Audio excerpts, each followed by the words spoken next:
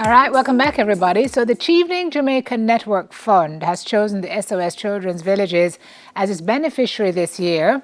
And the National Director, Nyasha Griffith, is online to tell us more. Nyasha, good morning to you. Thank you for joining us on Smile. Good morning. Thank you for having me. It's good to have you. We know the great work that the SOS Children's Village or the villages you guys do in Jamaica. For those who don't know, can you give us a little background on what that work is? Sure. So, SOS Children's Villages Jamaica has been taking care of children for almost 50 years. Our mandate is really to provide a loving home for every child that needs it. And we really believe that no child should grow up without a family. So we care for children who have unfortunately been removed from their homes because of abuse or neglect or other such reason. And then we provide care for them in a unique setting for Jamaica, which is in a family style environment. So in each of our villages, we have two locations, one in Barrett Town in St. James and one in Stony Hill in St. Andrew.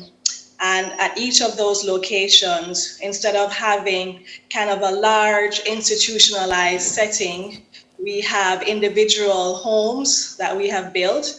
And then in each home, there are roughly 5 to 7 children and one caregiver that lives full time and provides a very personalized care for these children who are recovering from traumatic situations. And I see you're showing the images there, so thank you for Yes, that. So we sure. do try to give them a family-like environment, a safe and protective home to grow up in. And so, how many children would be in residence now between both villages?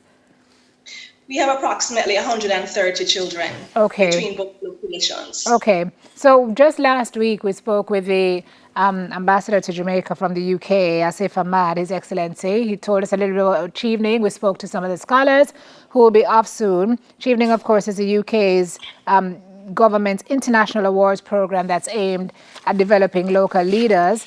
The arm of that, the funding arm of that, is now working with you guys on a project to help you equip these young people within the villages mentally to deal with what's been happening with COVID. Tell me a little bit about the background of the partnership, Nyasha, and how it's going to work.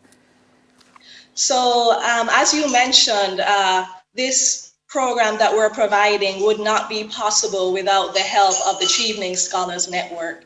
And so, through the gracious funding allocated by the Foreign Commonwealth Office, and then the actual program, the grant program for which we applied, is facilitated through the Chevening Office of the British High Commission, led by Dervin Osborne.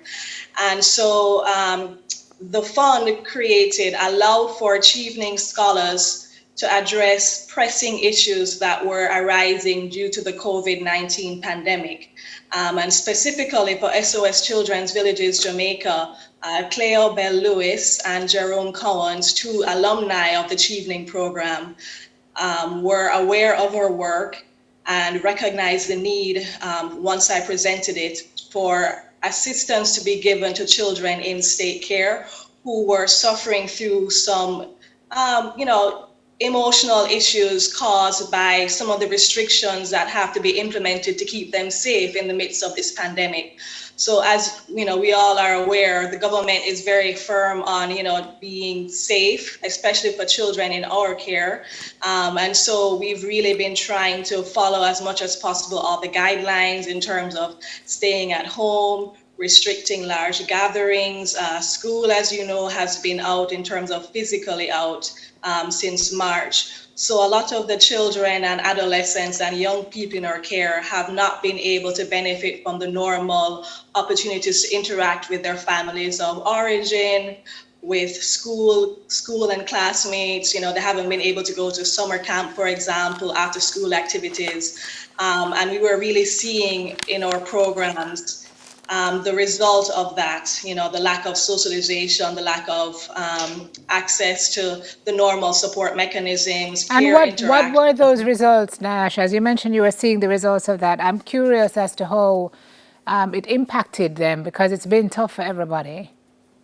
Exactly. It's been tough for everybody. So, even if we're seeing people acting out, for example, we have people who we've heard of in the news doing things that are not wise, going to large group gatherings. And I'm sure a lot of that is just frustration.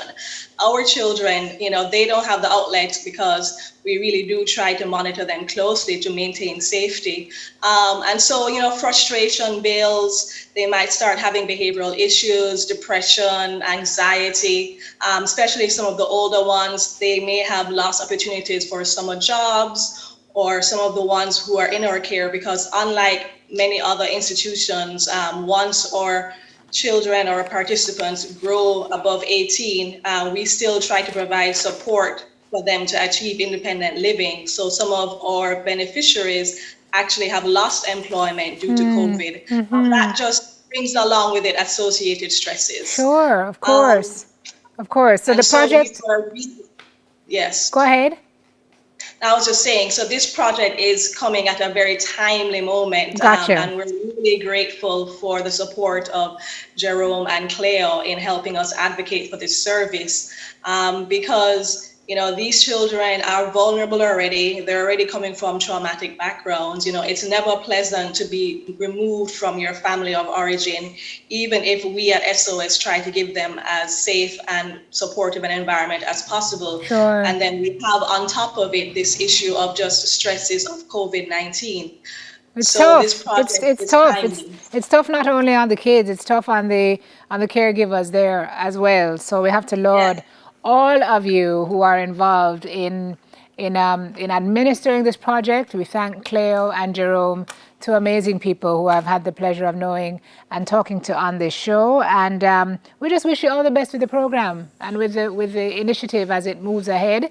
All the best to you guys and to the wonderful young people who are there at the villages, who are trying to, get their lives on track and just, have a normal upbringing despite all the challenges that they've had faced them in their lifetime. So thank you, Nyasha, for sharing with us this morning. I'm going to give you 10 seconds to say anything you want to say to either the Jerome, Cleo, the Chevening folks. Well, I will say that we really appreciate the fact that the project also supports our caregivers, not just our children in our care. So we're very happy that they extended the support to caregivers as well, because they are under stress as they seek to keep children safe and provide a caring environment. So we appreciate that. Thank you very much to all of you for the work you continue to do. We appreciate it and we appreciate you. Thank you, Nyasha.